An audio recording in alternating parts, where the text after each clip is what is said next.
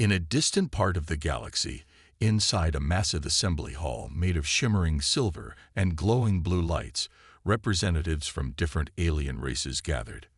The room was filled with strange beings, some tall with elongated limbs, others small with glowing eyes, and a few that looked like floating orbs.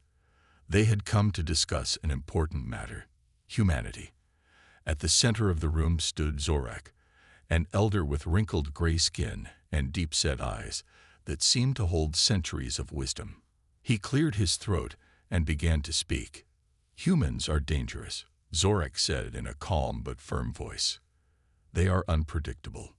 Their emotions drive them more than logic. They create, destroy, and rebuild without thinking twice. And now, they have started exploring space." His word hung in the air as murmurs spread through the crowd. Some aliens nodded thoughtfully, while others exchanged skeptical looks. One of the skeptics was Kale, a sleek, reptilian alien with scales that shimmered like emeralds. He leaned forward, his tail flicking impatiently.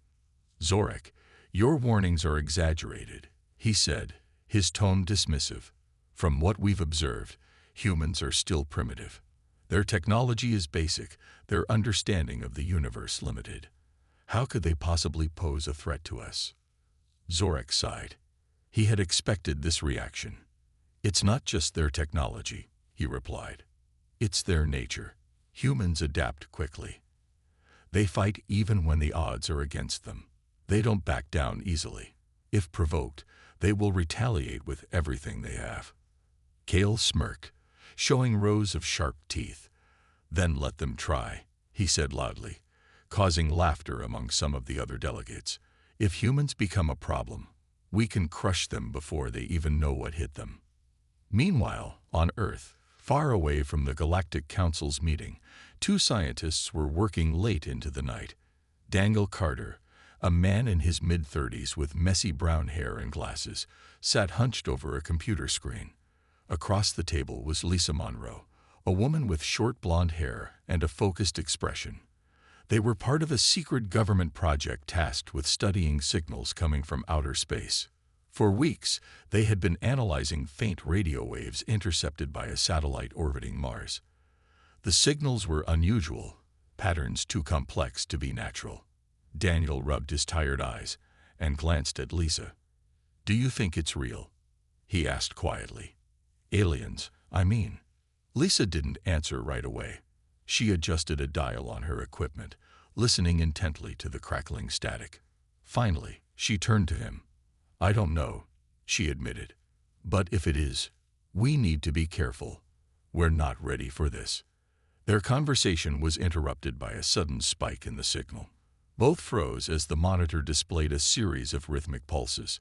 It wasn't random noise. It was deliberate. Someone, or something, was trying to communicate. Daniel felt a chill run down his spine.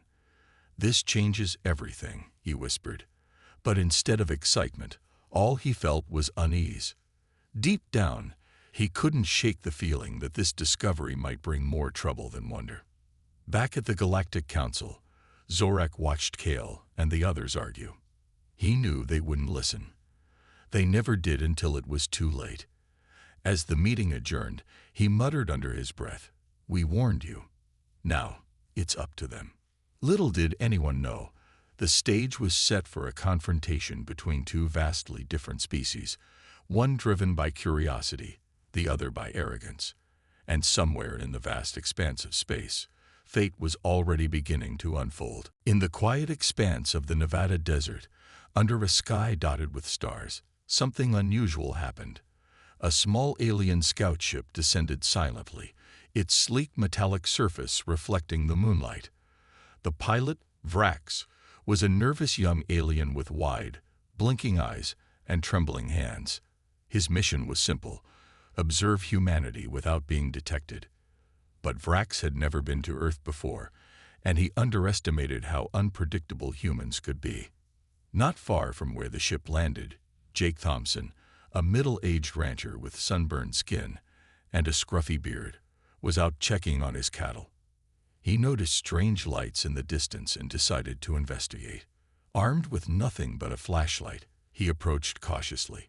When he saw the alien craft resting quietly in the sand, his heart skipped a beat. At first, he thought it might be some kind of secret military experiment.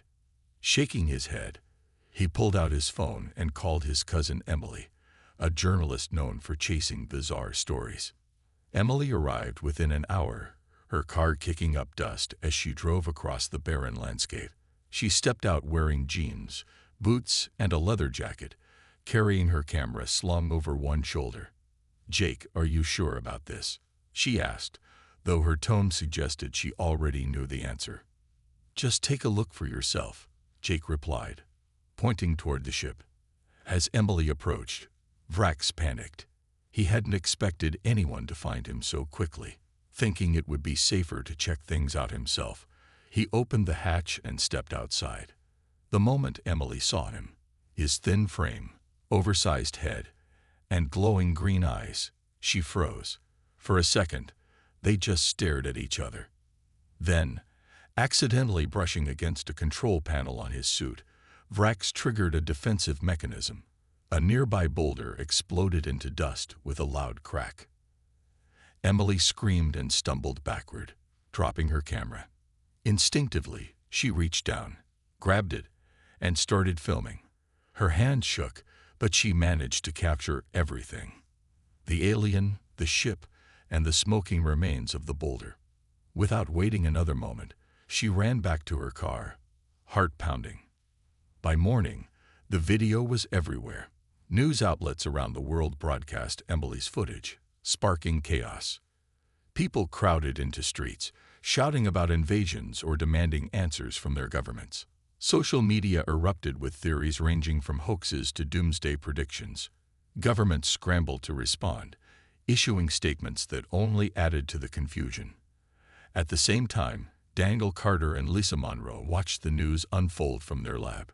They recognized the design of the ship. It matched the patterns they'd been analyzing from the mysterious signals. "This isn't good," Daniel muttered, running a hand through his hair. "If there are more of them." Lisa nodded grimly. "We need to figure out what they want. And fast." The aliens, watching events unfold from afar, were equally shocked.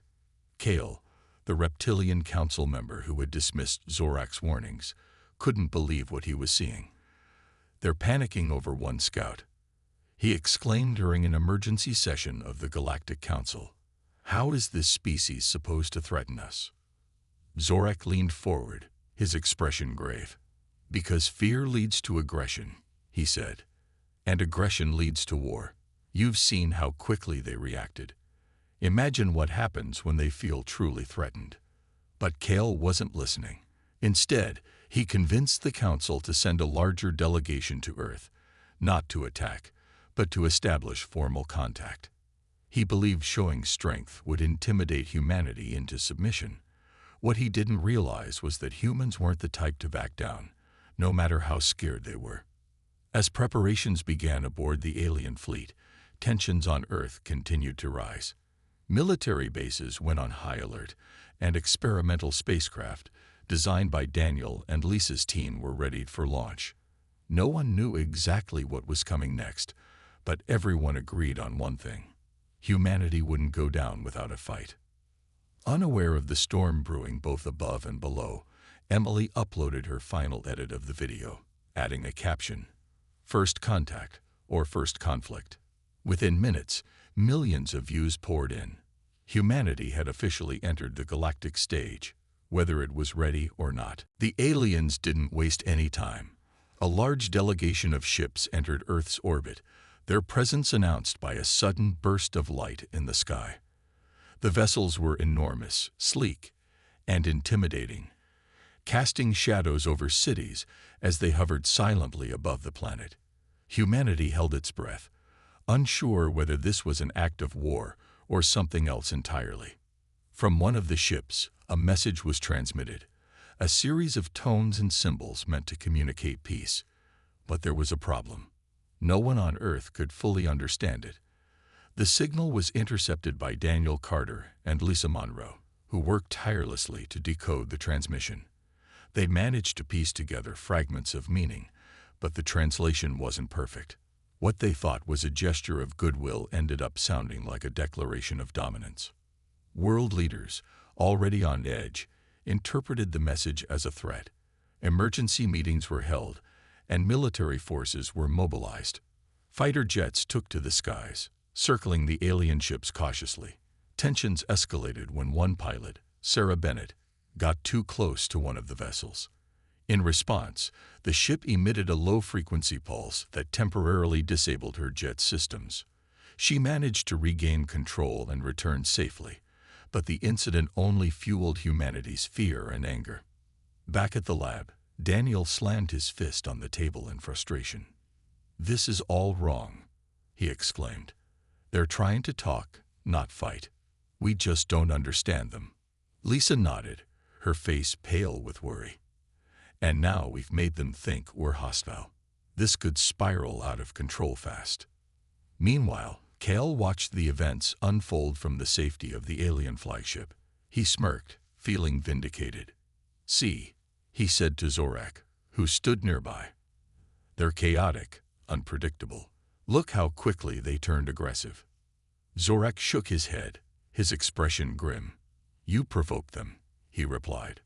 "If you had listened to me, we wouldn't be in this situation." On Earth, the misunderstandings continued to escalate. News outlets broadcast footage of the disabled fighter jet, with headlines screaming about an alien attack. Protests erupted in major cities, some calling for peace, others demanding retaliation.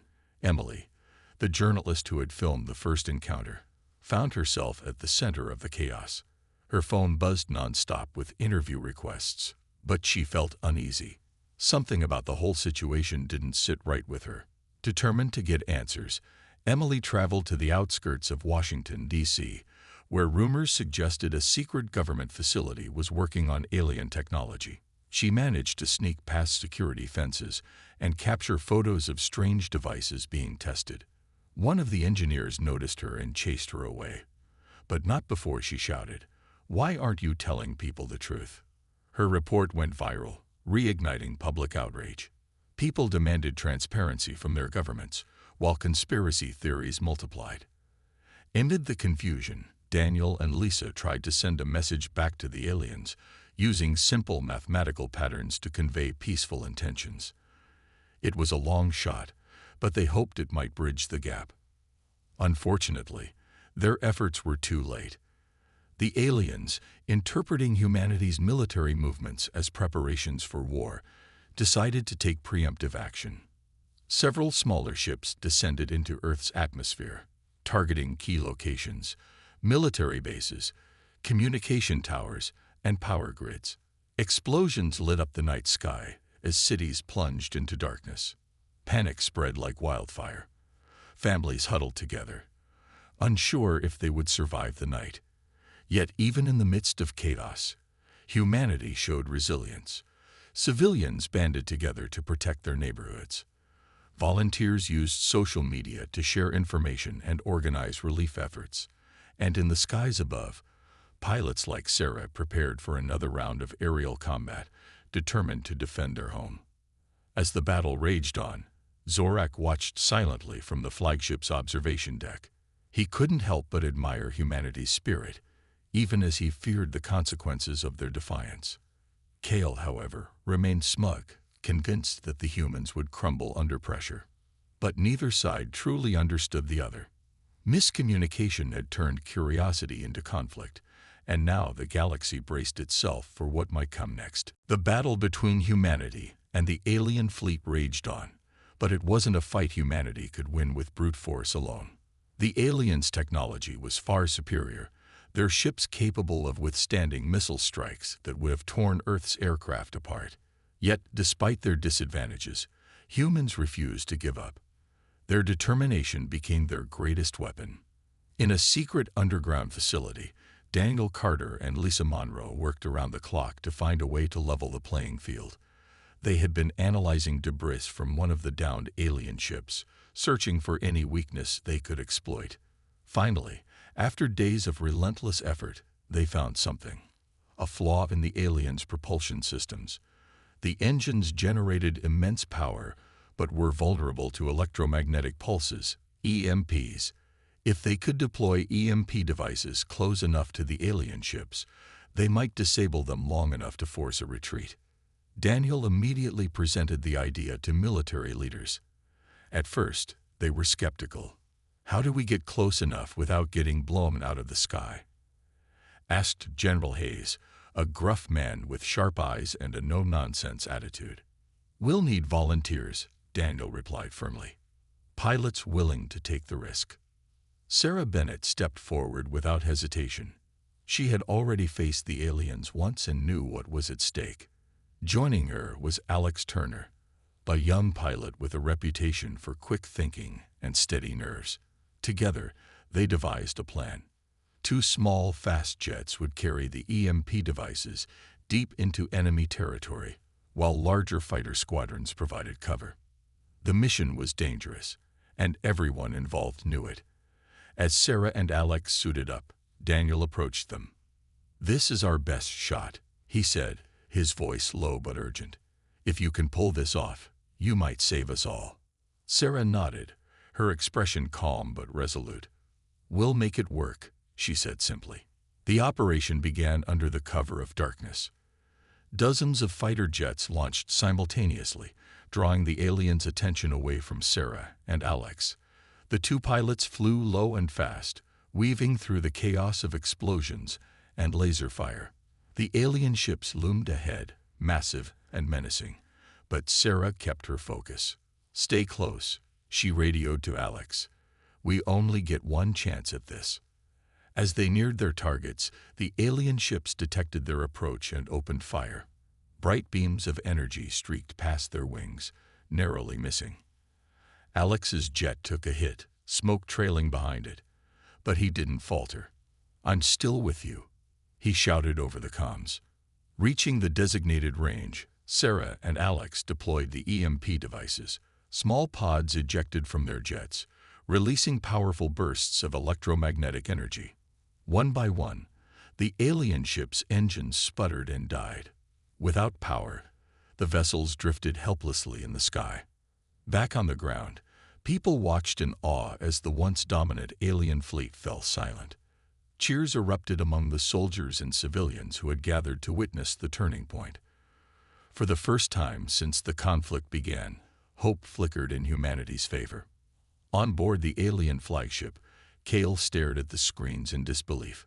"How did they?" he stammered, unable to finish his sentence. Zorak stood nearby, arms crossed, his expression unreadable. "I warned you," he said quietly. "Humans are resourceful. They adapt. They fight back." The remaining alien ships regrouped and retreated beyond Earth's atmosphere. Though the immediate threat was neutralized, everyone knew the war wasn't over. The aliens wouldn't abandon their mission so easily, and humanity still faced an uncertain future. That night, Emily sat at her laptop, typing furiously. Her latest article detailed the bravery of pilots like Sarah and Alex, as well as the ingenuity of scientists like Daniel and Lisa. She titled it Asterisk Against All Odds. Humanity Fights Back. Asterisk. The piece went viral, inspiring millions. People began donating supplies, volunteering for relief efforts, and finding ways to support the ongoing struggle. In the lab, Daniel and Lisa finally allowed themselves a moment of rest. Exhausted but relieved, they looked at each other. "We bought some time," Lisa said softly. "But this isn't the end." "No," Daniel agreed. "It's just the beginning." Far above, the Alien Council convened again, debating their next move. Humanity had proven itself more formidable than anyone expected. But instead of fear, Zorak felt a glimmer of respect. Perhaps there was more to these strange, stubborn creatures than met the eye. The alien fleet retreated, but the tension in the air remained thick. Humanity had won a small victory, but no one believed it would last. The aliens were still out there, regrouping and planning their next move. Back on Earth, leaders from around the world gathered for an emergency summit. They knew they couldn't face another attack without better preparation, and perhaps even diplomacy. Daniel Carter and Lisa Monroe were called to attend the meeting.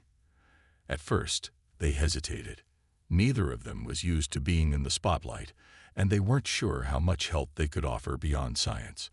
But when General Hayes insisted, saying their insights were crucial, they agreed.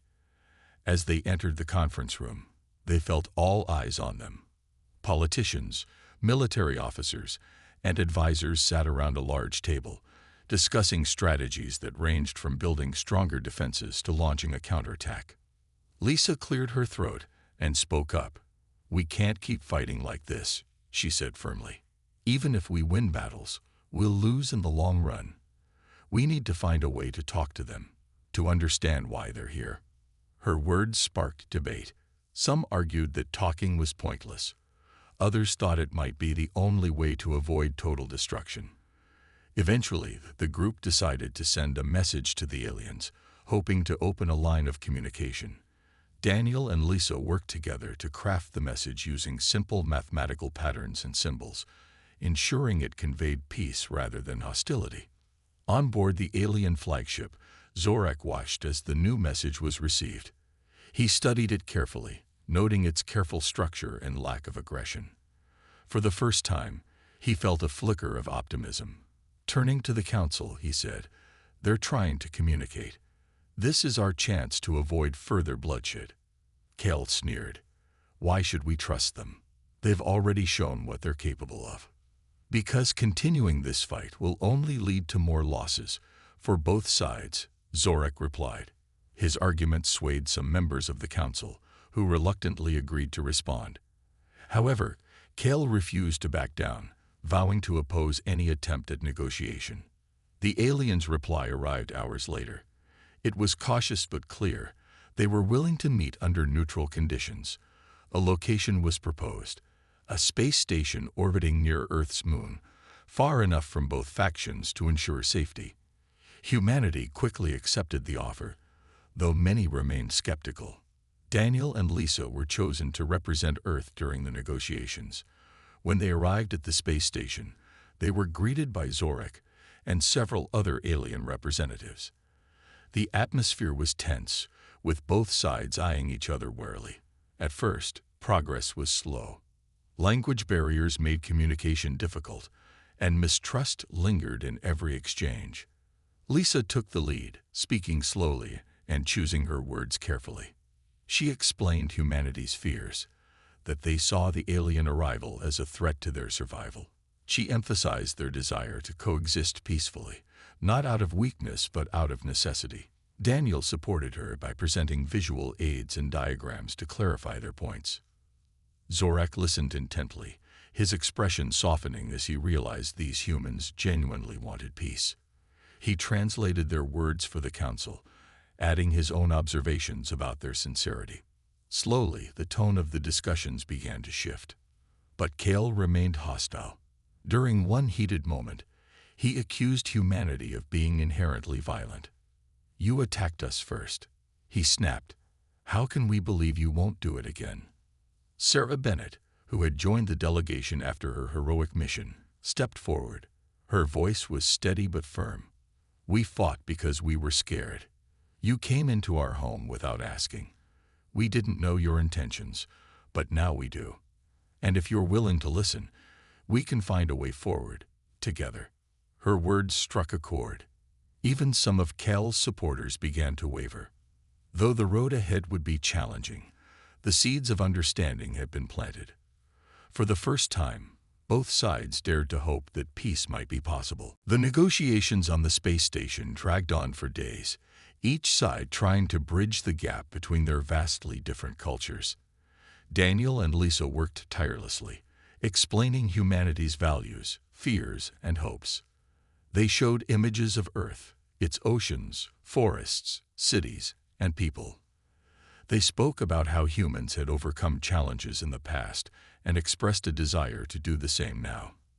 Zorak listened carefully, translating their words for the council while occasionally adding his own observations. But not everyone was convinced. Kale continued to argue against any form of compromise. "These humans are too dangerous," he insisted during one session. "They adapt too quickly. Give them time, and they'll become a threat to us all." Sarah Bennett, who had grown increasingly frustrated with Cal's hostility, finally snapped. "You're the ones who came here uninvited." She shot back. "If you wanted peace, why didn't you just talk to us from the start? Instead, you attacked our planet and scared billions of innocent people." Her outburst shocked the room into silence. Even Cal seemed taken aback, though he quickly recovered. "We acted in self-defense," he retorted. "Your species is unpredictable. How could we trust you?" Lisa stepped forward, her voice calm but firm. "Trust has to start somewhere," she said. "We can't change what happened, but we can decide what happens next. Do you want more fighting, more death, or do you want to find a way to live alongside each other?" Zorak nodded slowly, his expression thoughtful. He turned to the council and addressed them. "She's right," he said. "We've seen what humans are capable of, not just their strength, but also their resilience and creativity. If we continue this conflict, it will only lead to losses on both sides. Is that truly worth it?" For the first time, some of the alien representatives began to nod in agreement. The mood in the room shifted slightly, as if a crack had appeared in the wall of distrust separating the two groups. Progress was slow, but it was progress nonetheless.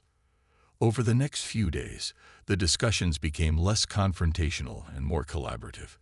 Daniel presented data showing how humanity had begun to regulate its use of resources and technology, proving they were capable of learning and improving. Lisa shared stories of human cooperation, how nations had worked together to solve global problems like disease and climate change. In return, Zorak explained the aliens' motivations. Their mission hadn't been an invasion, he clarified, but an effort to study emerging species and ensure they wouldn't disrupt the balance of the galaxy. When asked why they hadn't communicated openly from the beginning, Zorak admitted it had been a mistake, an error born of arrogance and underestimation. By the end of the week, a fragile agreement was reached. The aliens agreed to withdraw their forces and respect Earth's sovereignty, provided humanity limited its expansion into space until they could prove themselves responsible stewards of the cosmos. In return, humanity pledged to share knowledge and collaborate peacefully when ready. As the meeting concluded, Daniel and Lisa exchanged exhausted but relieved smiles. They knew the agreement wasn't perfect, but it was a start. Before leaving the space station, Zorak approached them. "You've given us much to think about," he said quietly. "Perhaps there is hope for your kind after all." Back on Earth, news of the truce spread quickly. People celebrated in the streets, waving flags and lighting fireworks. Emily published her final article, titled Asterisk, A New Beginning. Humanity takes its place among the stars. Asterisk, it highlighted the bravery of those involved in the negotiations and emphasized the importance of unity moving forward. Yet, even as the world rejoiced, Daniel and Lisa knew the real work was just beginning. Building trust would take years, maybe decades, but for now, humanity had earned a second chance, a chance to prove they belonged among the stars. And somewhere far away, Zorak watched the proceedings with quiet admiration, wondering what the future might hold for these strange, stubborn creatures. The truce between humanity and the alien delegation marked the end of a tense chapter, but it was only the beginning of a long and uncertain journey. The aliens withdrew their ships, leaving Earth's skies clear for the first time in weeks. Humanity breathed a collective sigh of relief, but the scars of the conflict remained. Cities were rebuilding, families mourned their losses, and questions lingered about what the future would hold. Daniel Carter and Lisa Monroe returned to their lab, exhausted but determined. They knew the agreement was fragile, and maintaining peace would require constant effort. Governments around the world began working together, forming a global council to oversee humanity's expansion into space. Scientists like Daniel and Lisa played key roles, helping to develop guidelines that would ensure responsible exploration. Their work wasn't glamorous, but it was vital. Emily continued her reporting, traveling across the globe to document humanity's recovery. She interviewed soldiers who had fought in the skies, engineers who had built the EMP devices, and ordinary people who had found ways to help during the crisis. Her stories reminded everyone of the courage and resilience that had carried them through the darkest days. One article, titled Asterisk, "The People Who Kept Us Together," became especially popular, highlighting the unsung heroes of the conflict. Sarah Bennett and Alex Turner were among those celebrated as heroes. Sarah struggled with the attention at first, uncomfortable being called brave when so many others had sacrificed just as much, or more. But over time, she came to see her role as an opportunity to inspire others. She visited schools and community centers, sharing her story and encouraging young people to pursue careers in science and aviation. Alex, meanwhile, focused on recovering from his injuries, though he often joined Sarah at public events, smiling shyly as crowds cheered their names. Far away, aboard the alien flagship, Zorak reflected on the outcome. He had spent centuries studying emerging species, yet humanity had surprised him in ways he hadn't expected. Their determination, creativity, and willingness to adapt set them apart from other civilizations he had encountered. Though Kale still grumbled about the decision to negotiate, even he couldn't deny that humanity had proven itself a force to be reckoned with. Back on Earth, life slowly returned to normal, or as close to normal as possible after such an event. Families gathered around dinner tables, sharing stories of hope and survival. Schools reopened, businesses rebuilt, and communities strengthened bonds forged during the crisis. Yet no one forgot the lessons learned. Humanity now understood it was not alone in the universe, and that knowledge brought both wonder and responsibility. One evening, Daniel and Lisa stood outside their lab, gazing up at the stars. "Do you think we'll ever really understand them?" Lisa asked softly, nodding toward the sky. "I don't know," Daniel replied, "but I think we're starting to understand ourselves better. That's a good place to start." In the months that followed, humanity took its first cautious steps toward becoming a part of the galactic community. Communication with the aliens continued, though progress was slow. Misunderstandings still occurred, but both sides were learning to listen, to truly hear each other. Zorak occasionally sent messages of encouragement, praising humanity's efforts to grow and improve. As Emily published her final report on the conflict, she ended with a simple yet powerful statement. "We are a species that refuses to give up. Whether faced with fear, loss, or uncertainty, we find a way to move forward, together."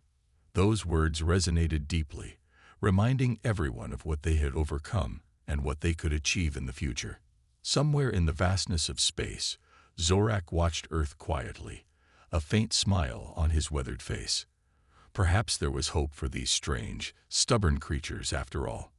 And perhaps in time, they might teach the rest of the galaxy something valuable about resilience, unity, and the power of second chances.